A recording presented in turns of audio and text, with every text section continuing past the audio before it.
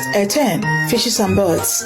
God blessed them and said, "Be fruitful and increase in number, and fill the water in the seas, and let the birds increase on the earth." Genesis 1:22. And it was so. 11, animals and people.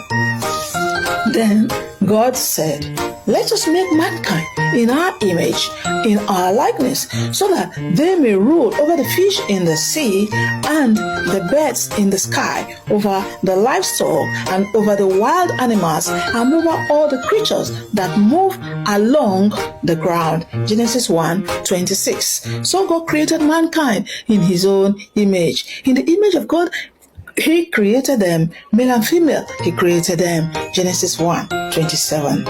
12. Rest and blessings.